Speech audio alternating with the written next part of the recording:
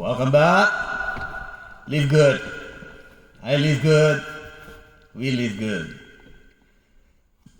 Sa mga naunang topic ko ay pinag-usapan natin, pinaliwanag ko sa inyo kung paano gumagana ang isang networking.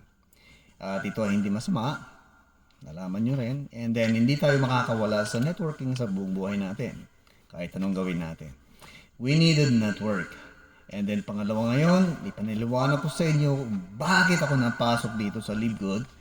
Kahit ako'y nandito sa Amerika, may trabaho, maayos naman kumikita na. Nagkataon kasi nung nakita ko ang Live Good, ang marketing program na ito, ito yung pinapangarap ko ng marketing pa nung araw pa na nandyan ako sa Pilipinas. And then, ito ngayon, pag-usapan natin bakit para sa akin nakakalamang ang Live Good sa mga ibang networking companies. Huwag na po kayong matakot sa networking. Hindi po scam ang networking. Ang scam yung mga kaibigan mo na sinabi ko sa iyo na uutang sa iyo at walang balak bayaran. Sila yung mga network mo na nang-i-scam sa iyo. So now, pag-usapan natin dito, bakit nakakalamang itong Live Good?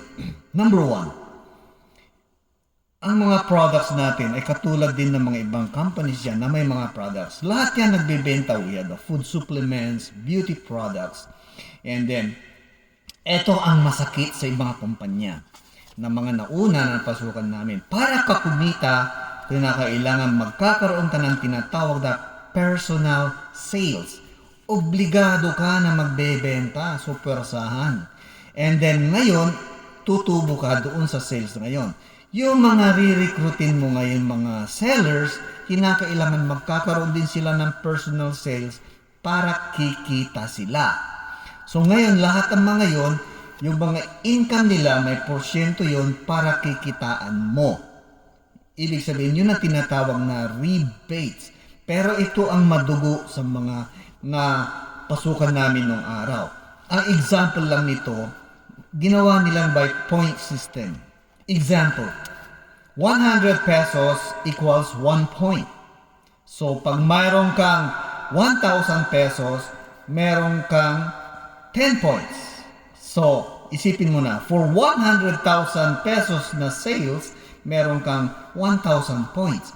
And karamihan sa mga networking multi-level marketing companies na ito, nagre-require sila sa iyo na 1,000 points para i-qualified ka sa isang tinatawag na rebates. Ito yung matatanggap mo na komisyon mo para sa lahat ng mga downlines mo. Parang napaka-liit tingnan, di ba? 1,000 points lang, kayang-kaya yan. Kasi inisip mo points. Pero kung titignan mo, 100,000 pesos sales sa loob na isang buwan sa iyong personal lang. So magbebenta ka niyan.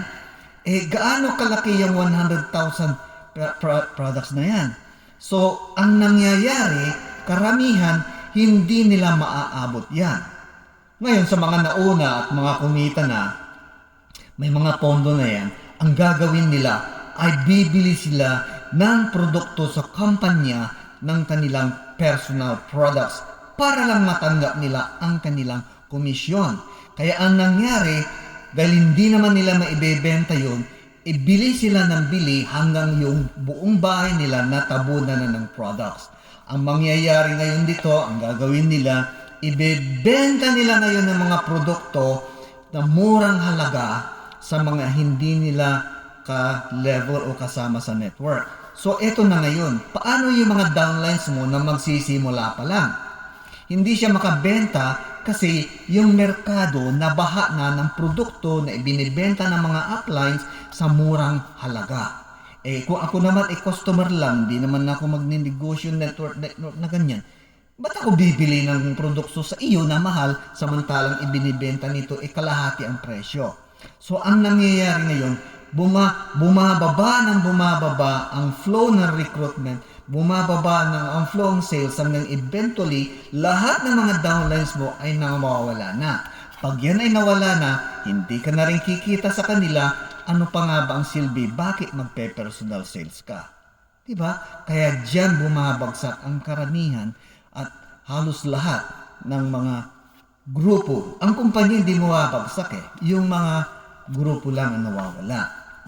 So, ang sinasabi natin dyan, it is just like a natural death. Ngayon, anong pagkakaiba naman dito sa LiveGood? Ito naman sa LiveGood ay napakasimple lang. Ito ay isang membership nga na negosyo. Para sa akin, this is a membership franchise. So, ang gagawin mo lang dito is buhayin mo lang ang iyong negosyo, walang presyo. Hindi ka pipilitin magbenta kung ayaw mo. Pero kung gusto mong gamitin ang mga produkto nila, bilhin mo at gamitin mo dahil maganda naman talaga. Diba? Pero ang usapan natin dito, kaya ka nga pumasok sa LiveGood, ay hindi yung produkto na yan. Aminin natin. Kaya ka pumasok talaga rito at nainganyo ay dahil doon sa nabanggit sa'yo na pwede kang kumita ng libo-libong dolyares. Tama ba? So ngayon, bakit ako napakadali ito? Simple lang. Ang gagawin mo, bilhin mo itong franchise na to, pumasok ka, and then siguruhin mo na nakakabayad ka ng subscription o kaya ang iyong tinatawag, kumbaga sa regular the business, ito ang iyong fee. Para sa akin, bayaran mo na yung 1 taon. Diba? Ngayon, yung mga isinasama mo dito, hindi mo naman sila inuobliga. Bro, magbenta ka naman para may kita tayo. No, hindi mo ginagawa yon. Ang gagawin mo is, tinutulungan mo lang na maghanap lang kayo ng merong magsasama sa inyo para, kumbaga, magpa-franchise. Ito sa akin, ang termino ko rito is franchising eh. Ngayon, sa ibang kumpanya, pag gagawin mo yan, magre-refer ka sa franchising, bibigyan ka lang one time. Example, siguro, kung may referral fee ang Jollibee o kaya McDonald's, ewan ko kung meron. Pero kung sakaling meron yan, I'm sure minsan ka lang nila bibigyan ng isang franchise finder. Parang franchise finder fee, parang gano'n. Pero, ang tanong ko, yung kikitain ba ng isang franchisee buwan-buwan, may porsyento ka ba doon? Wala. Kaya eto ang kakaiba. Lahat ng isasama natin dito sa LiveGood na to na may franchise ay kikita tayo sa bawat renewal, kung sakali, registration, kung sakali, bawat mga subscription nila na tinatawag. Huwag po kayong matakot sa subscription kasi sa ayaw nyo at hindi sa ngayong buhay natin dito, nakasubscribe na po kayo kahit wala pa ang LiveGood. Ibigyan ko kayo ng example. Kayo ba ay may cellphone? Of course naman. Kaya nyo ako napapakinggan dito noong nakikita. Alam nyo ba na ang ibinabayad nyo na load ay considered subscription niya? Diba? Yung iba malakas nga lang mag-subscribe. Ang laki. Diba? Nagawa 100 pesos, 500 pesos. Yung iba, 30-30 lang. Diba? Pasabog pa nga yung iba. Pero isipin mo, wala kang kawala. So ngayon, dahil wala kang kawala sa subscription, dagdagan mo na ang subscription mo. Ibig sabihin is, kitaan mo na ang subscription na ito. Kaya ito ang sinasabi ko sa mga natatakot, dalawang isip kung paano LiveGood na ito ay hindi ka kikita, hindi po yan totoo. Ang para sa akin, ang importante, nakapasok na kayo dito. Sa mga hindi pa papasok, ay siguruhin nyo na pumasok na kasi baka yung iniisip yung kaibigan na papaliwanagan, paliwanagan niya ng iba at naintindihan, wala na, baka siya pa ang iyong magiging crossline. So, ngayon, sinasabi ko sa inyo, wala kayong dapat gawin dito maliban sa magnegosyo kayo lang ng eto negosyong legal. Pumasok ka, bumili ka, i-register mo ang sarili mo sa LiveGood, bayaran mo ang maintenance o sinatawag natin na subscription. Para sa akin, bayaran mo ang 1 taon para kung baga sa isang negosyo, nakatayo na ang iyong negosyo sa harapan ng bahay mo. Walang makapagpapaalis sa iyo yan sa loob ng 1 taon. next year, kung mag-i-expire man yan, ang iyong parang pinaka-permit, bayaran mo ulit, another year na ulit. Ang ibig kong sabihin, kung hindi ka maniniwala, nakikita sa Live Good na ito, subukan mo lang. Bumili ka ng franchise ng Live Good, bayaran mo ang 1 year, and tignan natin kung may mangyayari sa iyong negosyo o wala. Mapapansin mo, baka minsan biglang mapasahan ka ng downlines na hindi mo alam. So, ibig sabihin, gagalaw. So, pag ganun pala gagalaw, then, kung may papasok sa iyo na isang downline, isang taon, nag-maintain ka rin. Next year, meron ka ng 2 ulit, di ba? Kung sakali. After 10 years siguro na hindi ka gumagalaw, meron ka ng 10 downlines. Kaya after 100 years, palagay ko meron kang 100 downlines. So, kita ka, di ba? So, hindi po ito scam. Kikita ka sa Live Good, sinasabi ko sa iyo. Ngayon, kung hindi ka naman makahintay ng 100 years, dahil talaga hindi naman natin naabutin yun, abay, puntahan mo na yung mga kaibigan mo na nagbabakasakali pa na kumita. Karamihan sa atin, matanda na, hindi na matatanggap sa trabaho, lalo dyan sa Pilipinas. Sa Amerika, matatanggap kasi may batas na hindi ka dapat tanggihan sa trabaho dahil sa edad. Pero dyan, paglagpas mo ng 27 years old, halos hindi ka na makapagtrabaho. And then, so, kasi marami ng mga kabataan na gusto magtrabaho lang trabaho. Pero ang tanong ko, sila ba ay yumayaman? Hindi po. Kasi yan po ang nangyayari. Konting pera lang ibibigay sa atin ng mga employers para lang hindi tayo umasenso, umangat at maging, kumbaga, alila tayo sa kumpanya. Isang napakagandang advice ko sa mga lalong-lalo na sa mga magulang, lalo na itong mga matatanda na to, pwede pa. May nakita akong video, they are 65, 70, 80 years old na ipinasok ng kanilang mga anak. And then, bigla na lang silang kumita at sila ay masaya. Kaya pansinin nyo, saan ka makakakita ng 80 years old na halos wala ng pag-asa, pwede pang kumita. Ito ang masakit sa isang Pilipino. Tandaan ninyo. Ang isang Pilipino na tumanda na at walang pera ay nagiging alila ng kanyang anak. Maniwala man kayo o hindi, magalit kayo sa akin o hindi, pero yan ang katotohanan. Bigyan ko kayo ng ehemplo. Number 1. Etong nanay, walang trabaho, walang ginagawa, wala ng bahay, pero nakikitara ngayon sa isang anak na may bahay na, pero may anak.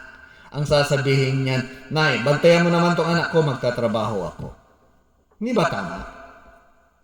Nay, pamalengke ka nga. Saan ka? Eto pera. Saan ka nakakita yung nanay inuutusan ng anak?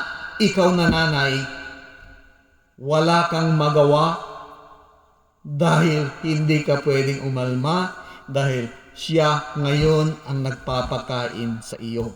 Sa bahay niya, ikaw nakatira. Kaya ang hirap. Sa halip na ikaw na magulang, na sana ay tapos na ang iyong mga obligasyon sa mga anak mo, ay wala ka na sanang gagawin kundi maglibot na lang ng buong Pilipinas. Tignan mo kung anong magandang pwede mong tignan. Enjoyin mo ang nalalabing buhay mo, hindi yung uubusin mo na ang natitirang tapanahon mo para lang mag-alaga ng napakaraming apo na walang katapusan. Kasi pag itong mga apo at lumaki at buhay ka pa, nagkaroon ka ng apo sa tuhod, aasahan ka pa rin. Pero ito lang masabi ko, meron pa kayong mga pag-asa, habulin pa ang natapos o nawalang panahon, pumasok sa Live Good, trabahuin natin ito. Ngayon ang mangyayari dito, may mga kaibigan ka, kabatch ka pa rin na matatanda, kung sakaling walang batang maniwala sa'yo, sila ang isama mo. Pag kayo lahat ay kumikita na, sasabihin ko sa inyo, lahat na ng kabataan makikinig sa inyo. Yan ang sinasabi ko sa'yo. Ang mangyayari kasi, pag ang isang tao walang pera, ay gumawa siya ng sarili niyang bilangguan sa buhay niya. Saan? Bakit ko masasabi yun? Kung ikaw walang pera, wala kang sasakyan, makakaalis ka ba ng bahay mo? Hindi. Makakapunta ka ba sa gusto mong puntahan pag hindi ka isasama? Hindi. Makakain mo ba ang gusto mo? Hindi. Lahat yan, hindi. Makakapagpagamot ka ba sa ospital kung may sakit ka? Hindi. Magmamakaawa ka sa mga anak mo para ipagamot ka, o kung wala ka ng mga anak, magmamakaawa ka sa gobyerno para lang mapagaling ka. At alam naman natin na ang medical system natin sa gobyerno ay hindi ito naman talagang nakakasapat sa atin.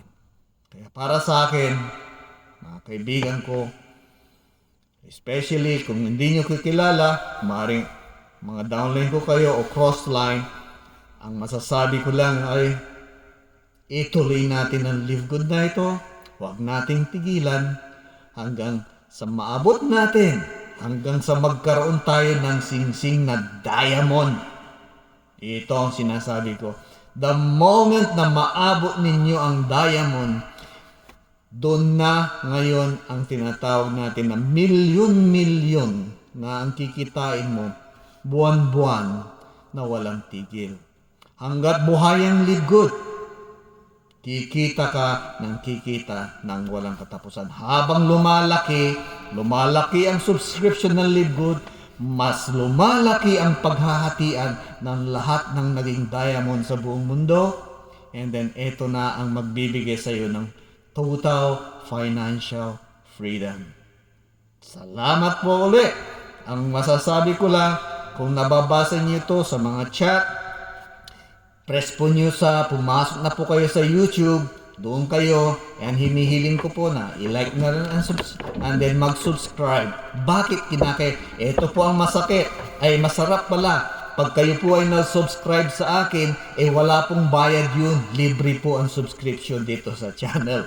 And then, ang maganda rito, kung may bago o basta naglabas ako ng isang motivational videos like na ganito, kayo agad ang makakauna na makakakita at baka sakaling magamit nyo kung paano mapalago ang inyong Live Good franchise business. So, have a good day everybody. Salamat po ulit and sa susunod.